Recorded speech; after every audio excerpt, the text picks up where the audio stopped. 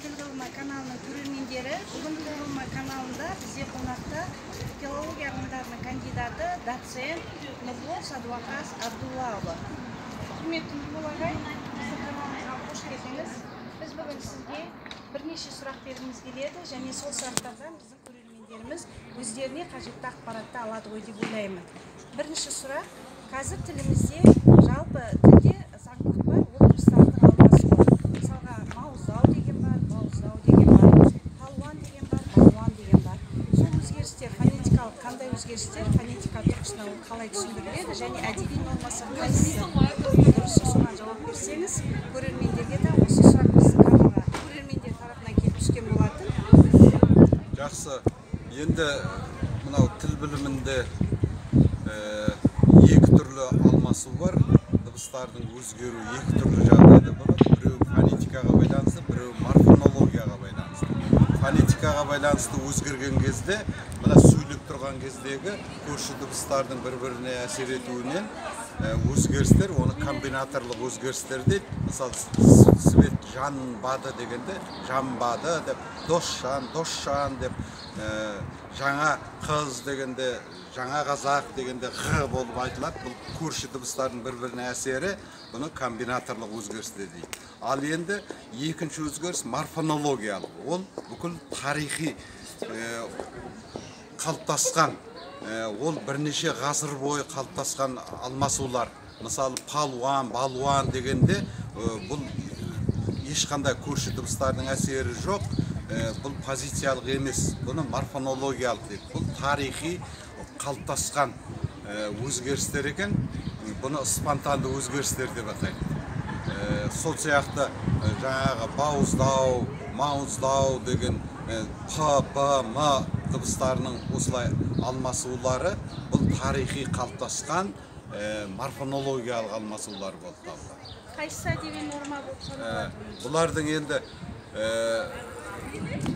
әдеби норма болған кезеңде мына морфонологиялық қалыптасқан өзінің белгілі бір әдеби әрбір тілде, мысалы ол түркі тілдерін алатын болсақ, бір тілде п мен, бір тілде б мен, бір тілде м мен айтылуы мүмкін. Сондықтан әр тілдің өзінің әдеби нормасы бар. Біздер жаңа бауыздау деп б мен айтыламыз. Яғни бауыздауға б мен айтып атамыз. Рахмет. Екінші сұрақ. Мынау қазір барлық әлеуметтік желіде де, баспасөз құралдарында да, Конституциядағы орыс тілінің статусына өзгеріс енгізу, оны алып тастау деген мәселе көтеріліп жатыр. Оған енді қоғамда екі түрлі көзқарас бар. Сіз өзіңіз осы туралы көзқарасыңызды білдірсеңіз. Енді мемлекетіміз жаңа Қазақстанды құрамыз деген үндеу жариялап, жалпы халықтың арасында бұрынғы 30 жыл бойы қалыптасқан кейбір кемшіліктерді түзейміз, Қазақстан, жаңа Қазақстан боламыз деп жатыр. Сол бағытта Конституциямызға да өзгерістер енгізіп жатыр. Сондықтан бұл Конституцияның өзгеріс референдумға барлығымызда барып, өз үнімізді, өзіміздің таңдауымызды жасауымыз керек. Бұл біздің азаматтық борышымыз болып табылады. Ал енді мынау мемлекеттік тілге байланысты Қазақстандағы мемлекеттік тіл қазақ тілі. Сондықтан да әрбір елдің өзінің мемлекеттік тілі бар. Ал оның қосамжарланып, қасында екінші бір тілдің жүруі, ол ана тілге көлеңкесін түсіреді. Сондықтан Конституцияға біз қазақ тілі мемлекеттік тіл болу керек, және орыс тілін неден алып тастау керек. Бұл алып тастағанда біз орыс тіліне қарсылығымыз жоқ.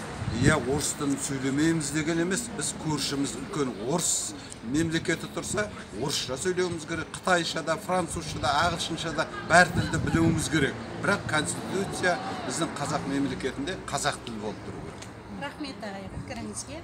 Енді үшінші сұрақ қойғым келеді. Мысалға, қазір әлеуметтік желілерде болсын, жастардың арасында өзіңіз көп жүріп, дәріс оқып жүрсіз, сөйлеу барысында қандай да бір фонетикалық қалыптасқан нормадан ауытқыған өзгерістер бар ма? Бар болса, олар тілдің жалпы болашақ дамуына қандай салдары болады?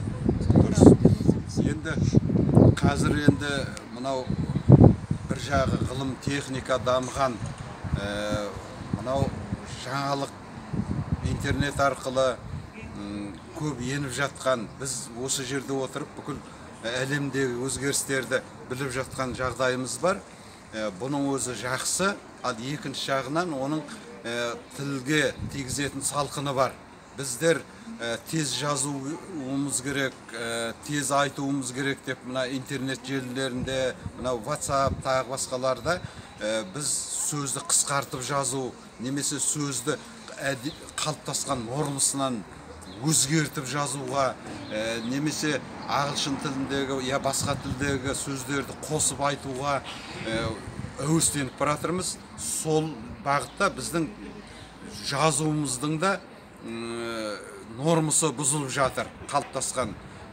Мысалы, жүресің ба деп жуан айтады, жүресің бе демейді, келе ма деп жуан айтып жатады. Осының барлығы біздің тілімізді дұрыс қолданбау, ол біздің әдеби тіліміздің, жалпы тіліміздің дамуына кедергі. Сондықтан да әр адам өзінің тілін, тіл мәдениетін сақтау керек. Яғни кез келген заңды сақтау керек болатын болса, тілді қолданудың да заңын сақтау керек. Яғни тіл деген мемлекеттік тіл ғой. Демек, біз сол мемлекеттік тілде дұрыс сөйлей білеміз. Нұрбол ағай, көп рахмет берген жауаптарыңызға. Біздің көрермендер үшін бұл өте пайдалы болды деп ойлаймын. Тіл ғылымы каналының көрермендері, бізді көргендеріңіз үшін сіздерге рахмет. Сау болыңыздар, келесі кездескенше.